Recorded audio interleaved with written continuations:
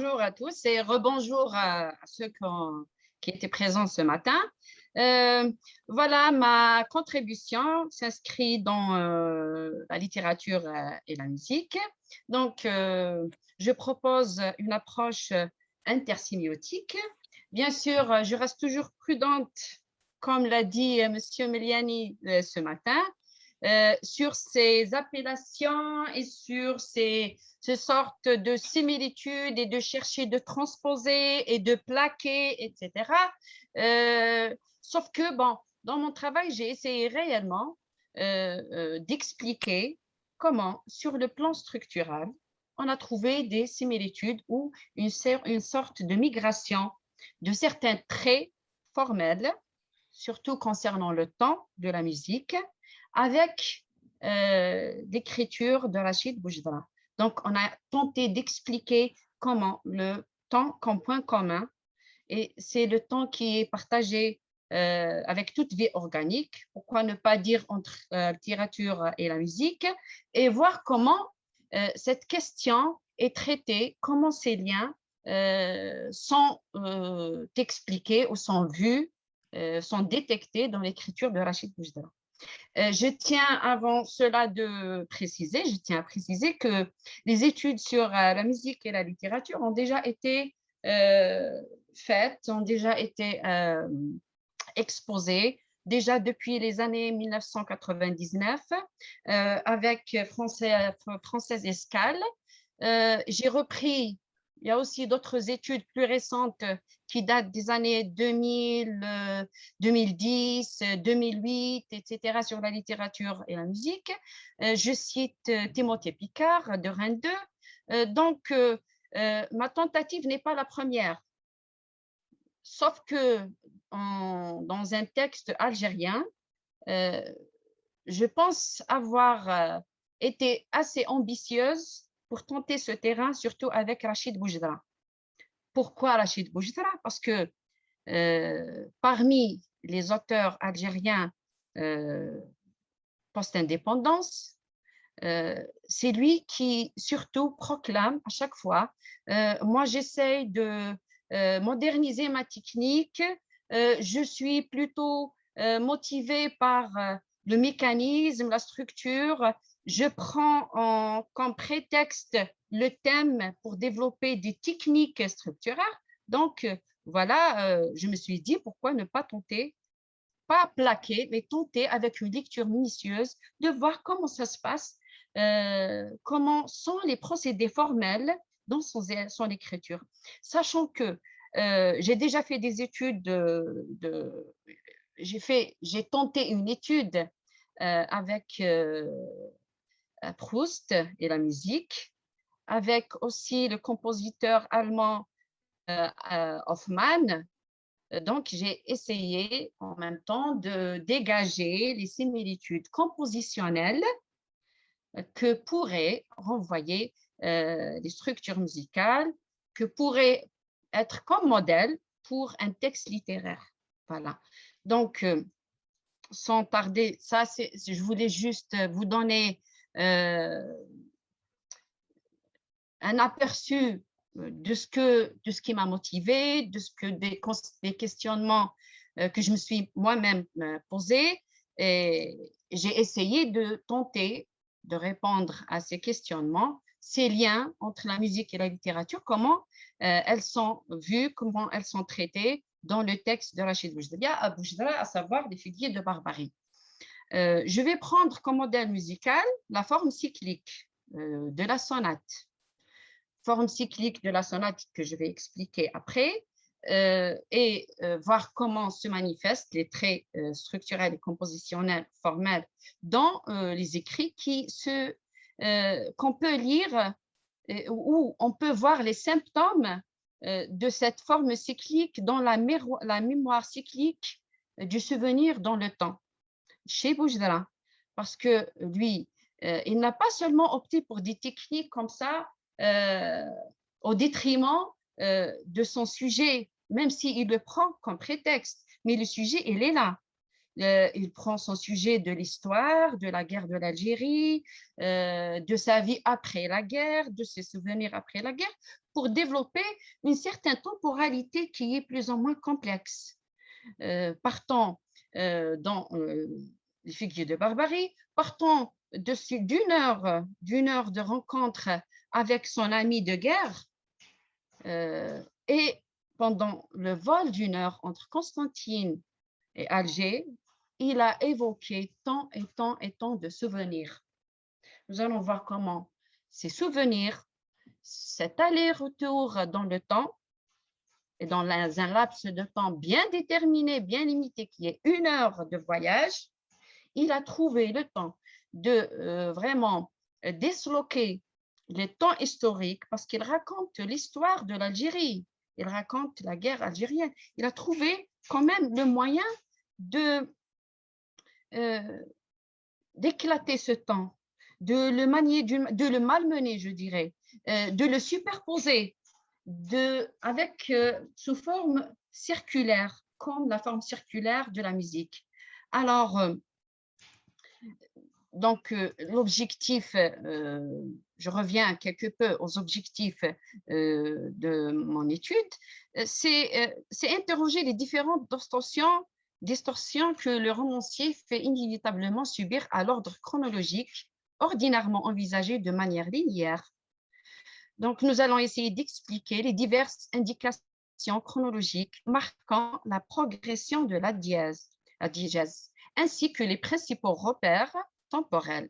Alors, nous allons également tenter d'étudier un petit peu les techniques employées pour détecter la présence musicale dans notre œuvre littéraire, pour ainsi faire correspondre leurs nuances avec le rythme temporel qu'ils représentent avec celui du rythme musical dans la quête identitaire et la quête littéraire chez Boujdara.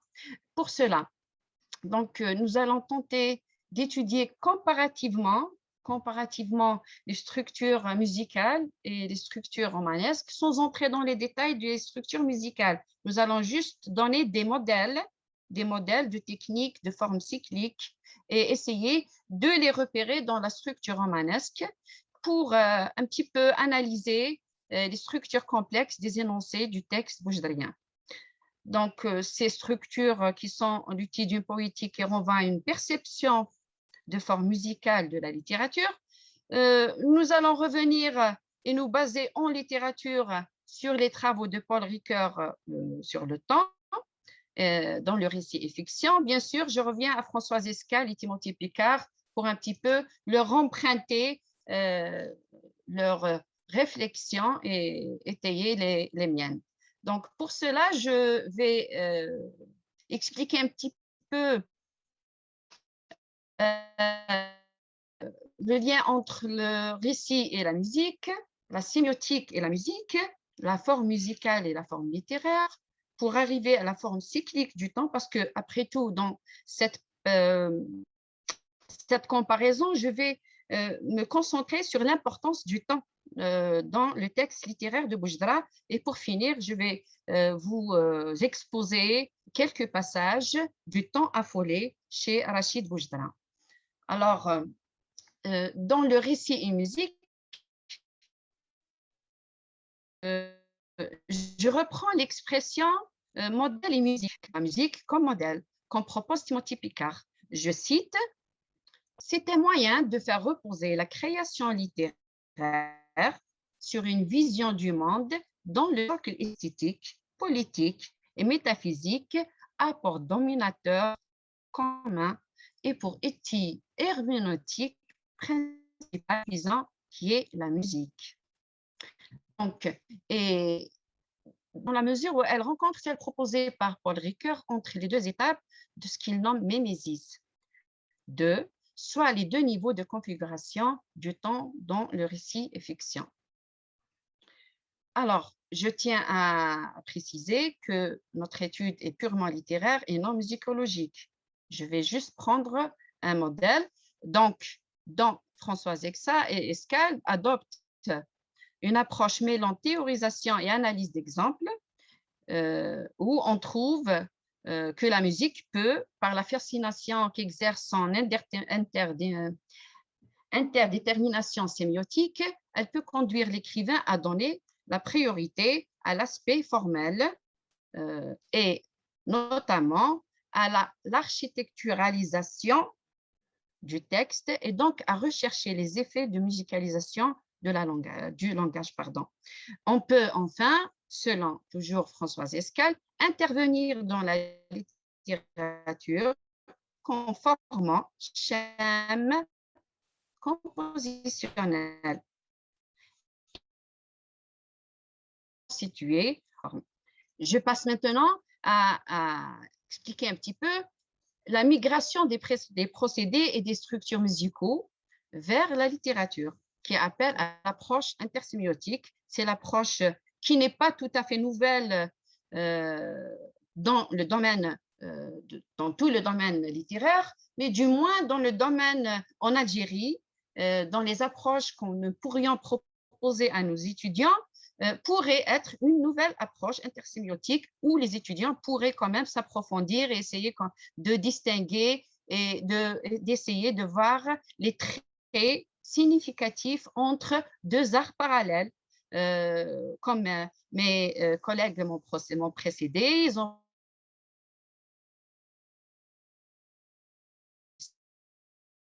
la littérature, la peinture et la littérature. Voilà, de proposer la musique et la littérature. Alors, dans le champ de la sémiotique structurelle, sa forme duelle construit en effet de manière sous-jacente un système oppositif impliquant que les deux termes rapprochés, c'est langage et musique, soient définis l'un par rapport à l'autre ou l'un contre l'autre. Donc, je me positionne, ou ma contribution se positionne dans la sémiotique comparée des arts. Donc, il s'agit de reconnaître, lors de la lecture de textes littéraires, la dynamique musicale du langage dans ses multiples composantes formelles, puisque, en fin de compte, c'est à travers l'acte de lecture que l'actualisation des ressources aura les particularités du langage écrit. Donc, c'est au moment où le lecteur lit et essaye de comprendre les intrigues compliquées et complexes de la narration, c'est là où il pourrait, c'est un lecteur averti ou non, ça dépend le bagage de notre lecteur qui pourrait là détecter cette référence à la musique. Donc, tout de même, la difficulté soulevée par la question de l'influence formelle de la musique sur la littérature tient en effet au caractère nécessairement métaphorique du rapprochement analogique de la musique et du langage. Parce que là, je ne vais pas vous expliquer en détail comment se passe dans la musique, les instruments, les points modales, le rythme. Certes, j'ai certaines connaissances de par mes lectures, etc., mais ça reste toujours sur le plan livresque et métaphorique. C'est là où la difficulté c'est là où réside la difficulté de ma recherche. C'est là où j'ai rencontré vraiment beaucoup de difficultés à détecter tel trait qui ressemble à tel rythme, etc. Voilà. Donc, pour cela, j'ai tenté un petit peu de faire le point, de faire le point entre la forme musicale et forme littéraire. Donc, le texte narratif tant que forme littéraire est une réflexion sur le dispositif esthétique musical. On a déjà dit, mais c'est une réflexion, c'est-à-dire la forme musicale au service de la représentation littéraire. Donc, en effet, dans l'approche intersémiotique, musique-littérature, c'est de la littérature qu'il s'agit. Alors, c'est ce que je vise, ce n'est pas lorsqu'on parle de la musique comme thème dans la littérature, mais la musique quand elle devient un auxiliaire de représentation. Et pour cela, j'ai fait appel à un modèle musical qui sont les formes cycliques dans la sonate. Alors, c'est-à-dire des morceaux en plusieurs mouvements. De la sonate, c'est une symphonie. Ces formes cycliques se caractérisent toutes par l'alternance de temps systématiquement contrasté qui comporte 3 ou 4 mouvements. Donc, ce que je voulais dire, c'est que dans la symphonie de la sonate, nous avons plusieurs instruments qui jouent. Nous avons un thème à proposer, ce que j'ai appelé, ce qu'ils appellent en musique, le motif. Nous avons un motif que les instruments font le tour. Ils jouent à tour de rôle jusqu'à en revenir au motif, le premier motif. Donc, voilà, déjà, c'est un cycle. Donc, et c'est à travers un temps systématiquement contrasté, c'est lorsque ces mêmes instruments qui jouent cette mélodie, parfois c'est une mélodie accélérée dans le temps et parfois avec un rythme vraiment lent, très, très, très lent, et parfois même ça marque des points d'arrêt. Et ce que j'ai pu exploiter, ce que j'ai pu quand même transposer dans l'écriture de Boujdra. Donc, à souligner le caractère extrêmement strict de l'architecture musicale à laquelle ce sont encore des structures modales autonales qui confèrent un sens à l'intrigue littéraire. Donc, tout cela confère un sens à notre intrigue. Cette intrigue, ce n'est pas seulement comme une histoire racontée, mais comme une forme de dynamique qui dépend d'une progression passant par des phases de tension et de détente. C'est comme dans la musique des phases d'accélération, de tension après ce rythme lent qui est dans la littérature de détente, que nous allons voir comment ces phases de tension-détente se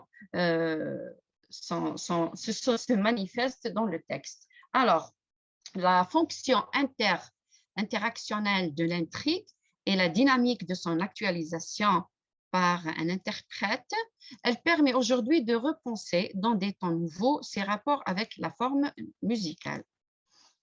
Alors là, je vais un petit peu reprendre la forme cyclique que je viens d'expliquer, mais cette forme cyclique dans le temps. Bien sûr, en musique, c'est une forme cyclique, c'est un procédé compositionnel. Alors, il s'agit d'un emploi répété d'une même cellule mélodique sous diverses formes, sous divers instruments. C'est un renversement, modulation, etc. Donc, j'aimerais bien citer la forme cyclique de Vincent Indy. Là, je ne me trompe pas sur le nom. Alors, nous avons un thème exposé en premier, le motif dont j'ai parlé en littérature, et un thème cyclique. Donc, on traverse les thèmes, on traverse les instruments pour revenir au thème principal ou à l'instrument principal. Donc, tous ces thèmes de cette composition magistrale découlent en effet d'un seul et même cellule génératrice de 4 notes, parfois plus. Mais la variété ou la spécificité, c'est dans le changement du temps, d'un mouvement à un autre. Parfois lent, rapide. C'est les quatre points qui spécifient la sonate. Alors, dans le temps affolé, avant d'aborder directement des exemples du texte, chose qui m'a aussi motivée à traiter la littérature et la musique chez Boujdra, c'est quelque part des dires qu'il a déclarés, je cite, « Je me suis souvenu que la mémoire est quelque chose en forme de spirale qui tourne sur elle-même, qui est répétitive et en général, il y a peut-être une dizaine de phrases que je peux répéter toute la journée sans m'en rendre compte, qui me reviennent à l'esprit textuellement. Je ne vois pas pourquoi cette façon d'avoir quelque chose dans la tête qui nous travaille, qui nous obsède pour la journée, a le droit de revenir dans la vie quotidienne, mais pas dans les livres. Je me suis dit, il fallait absolument récupérer cette façon de la mémoire d'être sincère, de ne pas se faire de discours ou de théâtre. Donc, voilà, c'est dire, même s'il n'a pas évoqué directement la musique, il n'a pas dit, voilà, je fais de l'architecturalisation de mon texte selon un modèle musical, mais c'est dire, inspire à une forme artistique, c'est dire, inspire à une technique qu'il voudrait et qu'il se veut être moderne. Alors, dans la partie qui va suivre sur les exemples, la partie que j'ai analysée, c'est l'aspect dynamique du temps en tant que structure de l'écriture qui renvoie à une forme musicale. Je vais un petit peu vous raconter comment se passe le voyage, pas dans les détails de la thématique, mais comme je l'ai introduit tout à l'heure, dans un aller-retour du récit des événements dans le temps.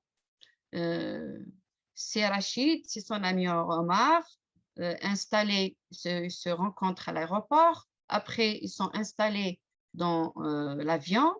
Rachid Boujdra, à travers son personnage Rachid, si marque autobiographique, nécessairement, je pense qu'il se base dans ses écrits sur sa vie, sur son autobiographie. Je pense qu'il représente sa personne en le personnage de Rachid. Et là, pendant 1 heure, il essaie d'évoquer des souvenirs en mouvement, un mouvement en spirale. Donc, parfois, nous heurtons pardon, à des répétitions, comme si le narrateur revenait à chaque fois au début de l'instance narrative. Début de l'instance narrative qui est le motif. Motif pour enchaîner ensuite, annoncer un élément nouveau. Le motif dans les figures de barbarie que nous avons détecté, c'est le motif de l'histoire et le motif des souvenirs. Alors, nous marquons la forme cyclique de la mise en intrigue. Cette structure, nous pouvons l'assimiler voilà, à la musique. Dans ces aspects se dégage la portée poétique de l'itération de l'œuvre de Boujdra et la tension constitutive qui l'énerve. Parce que Boujdra, parfois, comme ma chère Soumia a évoqué tout à l'heure, ces jeux avec le temps, c'est la nep, prolepse, ces flashbacks, etc., qui sont là, c'est des jeux avec le temps que nous avons constaté dans son écriture, donnent un certain rythme énervant parfois pour le lecteur. Parfois, c'est trop lent, il s'attarde devant des scènes, devant des photographies, des itérations en donnant des descriptions très minutieuses et parfois, hop, on revient à la guerre, on revient à un moment précis où il y a des événements qui sont là. Voilà, ceci dit, ces répétitions ont des formes circulaires parce qu'à chaque fois, il revient à un moment précis. Dans ces écritures, dans la progression de son intrigue, fragmentée, disloquée, déchirée, etc., il y a un point repère. Ceci dit, il donne toujours un point repère à son lecteur. Il va dans tous les sens, passé, il revient au présent, dans le passé, dans plusieurs strates temporelles, mais pour donner cet effet circulaire, il revient toujours à un point. Quel est le point? C'est ce fil conducteur qu'il offre à son lecteur, le mouvement de l'avion. Alors, il raconte tout ce qu'il veut dans le temps, mais il revient au mouvement de l'avion. Je vais vous l'expliquer plus tard. C'est comme si pour boucler la boucle du cercle. Le mécanisme des souvenirs ont beaucoup aidé Rachid Boujdra a réalisé cette technique, répétition, boucle, complication et itération. Donc, j'aimerais bien vous donner un exemple de ce temps affolé, qui était vraiment un temps qui accompagne en même temps le mouvement de l'avion. Voilà, je cite quelques passages. Pour dire, voilà, il commence par « Nous étions maintenant assis confortablement dans nos sièges ». Puis, il raconte, il donne un exemple, il raconte ses souvenirs d'enfance avec Omar, comment ils ont vécu ensemble, la guerre, le traumatisme, il évoque l'histoire, etc. Il revient à l'avion, il revient au point de départ. Maintenant, l'avion est plein d'ascension. Il part dans ses souvenirs et il revient, mais des souvenirs avec vraiment des points circulaires de répétition, d'itération, etc. Il revient à l'avion. Maintenant, l'avion avait maintenant pris sa vitesse de croisière. L'avion donnait l'expression qu'il faisait du surplace en plein air. L'avion poursuit son vol. L'avion commençait sa descente. l'avion accomplit un atterrissage parfait. Donc voilà la particularité de l'écriture de Boujdara lorsqu'il évoque une écriture mémoriale circulaire, c'est qu'il donne à son lecteur un fil conducteur, un atterrissage, une boucle pour son cercle où il va dans tous les sens, dans ses souvenirs. Par exemple, nous avons ici comme motif souvenir d'enfance. Il va se souvenir, il revient, rencontre à l'aéroport, il revient à l'avion, photo d'Omar, il revient quelques semaines plus tard par rapport à une date, etc. Souvenir à Constantine, souvenir au maquis, et ainsi de suite. En tout cas, le texte de Boujdara, il est très riche par cet aspect de superposition des souvenirs et de va-et-vient dans le temps que nous avons retracé et nous a conduit à l'assimilation de la forme cyclique en musique. Nous précisons qu'à travers les chapitres, le passage entre chaque séquence temporelle est bien sûr marqué par un point repère. C'est comme le thème cyclique qui est le moment où les deux amis sont dans l'avion. Voilà. Alors, pour finir cette intervention, je dirais que Les Figuiers de Barbarie est un bel exercice de style sur la mémoire algérienne, hein, avec ses failles, ses omissions, mais aussi un parfait exemple de réécriture de l'histoire en fonction des inévitables réajustements. Nous avons tenté d'étudier dans une perspective structurale les procédés formels employés en portant la question du temps romanesque au centre de notre réflexion. La progression chronique dans le corpus était lisible malgré tout, malgré le jeu avec le temps, qui était malmené par l'auteur, et la progression est devenue la matière essentielle de l'intrigue. Comme je l'ai déjà dit, l'intrigue comme une forme dynamique, compositionnelle, qu'on pourrait assimiler à l'entreprise ou à un certain idéal musical, de par sa manipulation des différents niveaux temporels du récit. Pour cela, à mon avis, surtout pour nos étudiants, non seulement pour la recherche, nos étudiants, il faudrait mieux les initier un petit peu, sortir. C'est sûr qu'il est important de leur donner des cours de base théorique, mais il faudrait attirer leur attention, comme l'a déjà dit mes autres collègues, sur ce glissement des arts vers la littérature.